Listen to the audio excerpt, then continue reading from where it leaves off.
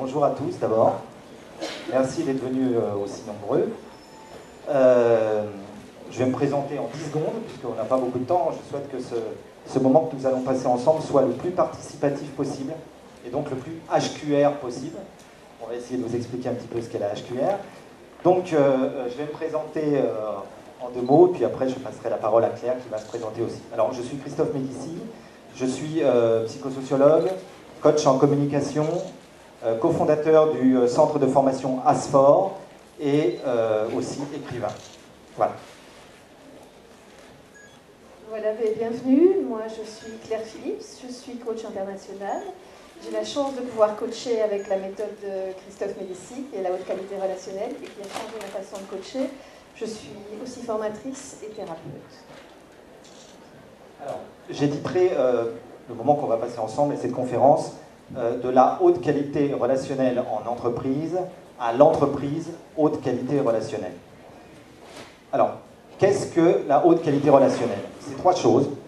C'est d'abord un concept que j'ai protégé à l'INPI en 2006, avant d'écrire le livre. J'ai eu cette idée-là parce que depuis des années au centre de formation, nous faisions des stages en haute qualité environnementale aux architectes. Vous avez certainement entendu parler de la HQE.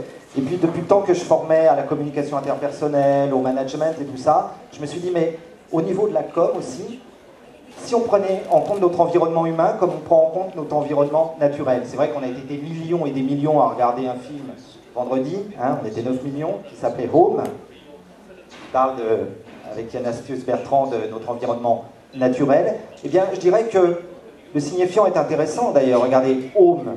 Home, tout le monde sait qu'en anglais ça veut dire la maison, mais on entend homme. Et donc s'occuper de la maison, c'est aussi s'occuper de l'homme.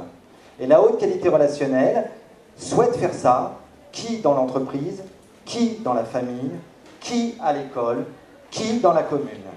Donc c'est déjà, comme je vous l'ai dit, un concept. C'est aussi donc un livre qui est sorti il y a 10 mois. Et il marche un petit peu, on est content. On a des retours surtout, c'est surtout ça, hein, la satisfaction, les retours des gens qui utilisent la méthode dans les entreprises. Et puis voilà, la 3e chose, ce qui est la haute qualité relationnelle, c'est une méthode qu'on va essayer de vous présenter. Voilà. Alors, toujours en introduction, je voulais vous dire que on est dans l'air du temps et on est complètement dans l'actualité. Je ne sais pas si certains d'entre vous ont vu un gratuit dans le métro, le RER, 20 minutes. Le stress se porte bien. Hein. C'est incroyable puisque l'Agence nationale d'amélioration pour les conditions de travail a sorti un sondage là aujourd'hui qui dit que 4 travailleurs sur 10 se sentent stressés. À 65%, les gens sont stressés à cause de leur travail. Et alors, ce qui est très intéressant, et en ça on parle de la haute qualité relationnelle, c'est que 1 stressé sur 2 dénie le fait d'être stressé. 1 stressé sur 2 dénie le fait d'être stressé. Alors, pourquoi le stress est important? On voit bien que dans les médias, depuis pas mal de mois, pas mal d'années, peut-être certains d'entre vous avaient vu le reportage sur France 2 de Paul Morera, hein, Travailler plus pour gagner moins, qui était vraiment très, très bien fait. Il y avait eu un documentaire aussi très intéressant qui était passé J'ai très mal à mon travail. Benoît Duquesne aussi, dans Complément d'enquête, en a parlé. Il y a eu quelque chose il y a 2 jours sur M6. Bref, pour un nombre important de travailleurs français, il semble que le quotidien au travail soit devenu synonyme de harcèlement, de violence, de stress, et ça se ressent dans beaucoup d'entreprises. D'ailleurs, il y a eu un sondage Stepstone, c'est un institut de sondage européen, qui est sorti il y a 6 mois à peu près, qui nous a très étonnés. Les psychosociologues ont demandé à tous les salariés européens, hein, pas que français, est-ce que vous recommanderiez votre entreprise à un ami ou à une amie? Et à 65%, les gens ont répondu non. Et nous, les Français, à 70%. 70% de travailleurs français ne recommanderaient pas leur entreprise à des amis. Alors, 3 chiffres pour être très très précis et de savoir de quoi on parle. Hein. 3 chiffres très concrets. L'année dernière, en 2008, il y a eu 2 millions de plaintes pour harcèlement moral et 500 000 pour harcèlement sexuel.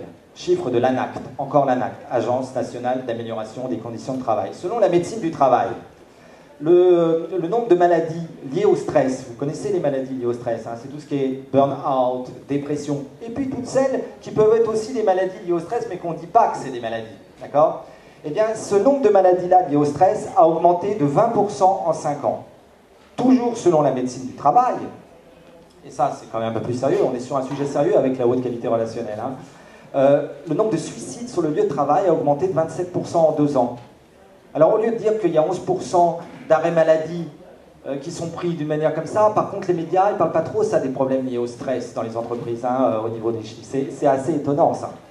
Peut-être vous avez entendu parler aussi de l'Institut national de recherche et de sécurité qui dit qu'il y a à peu près 3,5 millions de journées d'arrêt maladie en France par an liées au stress. Alors ça fait un coût pour la collectivité, ça fait 2 milliards d'euros par an.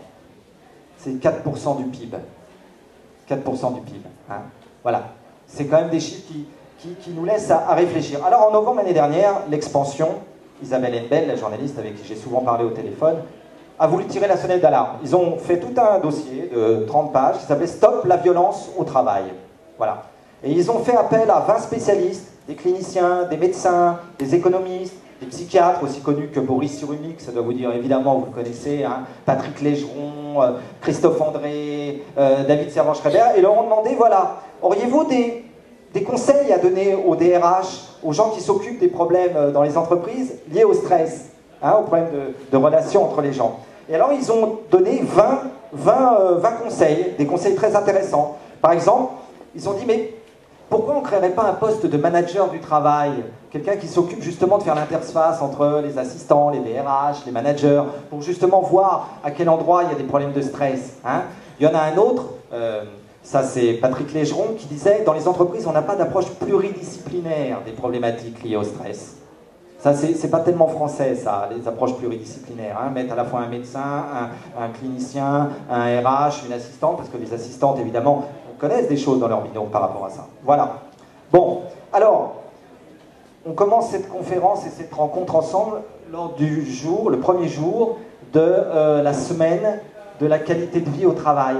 C'est la 6e semaine de la qualité de vie au travail, hein, qui est au CNIT, là, à quelques encablures, c'est en train de faire des tables rondes. Et bien ensemble, là, on va apporter notre modeste pierre à l'édifice, hein, et puis avec la haute qualité relationnelle, on va essayer de voir ce que la méthode haute qualité relationnelle peut apporter à la gestion du stress. Et, vous savez, Françoise Dolto disait pour les enfants, le mieux-être ensemble à l'école.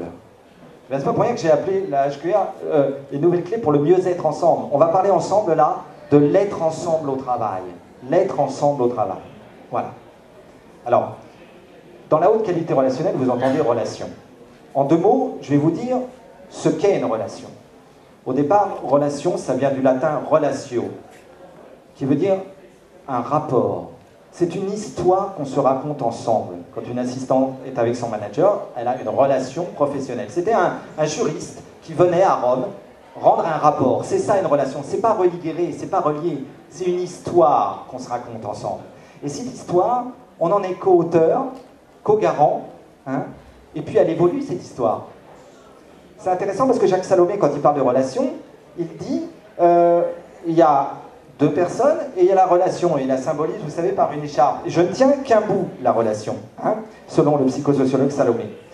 Dans la méthode de qualité relationnelle, j'ai créé 2 univers relationnels.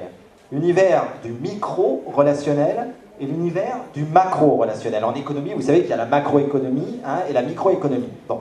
Alors, qu'est-ce que le micro-relationnel? Ce sont toutes les relations que nous co-créons en réelle présence, avec la famille, avec les amis, avec les collègues, les collègues de travail. Ça, c'est l'univers du micro-relationnel. L'univers du macro-relationnel, c'est la relation qu'on a tous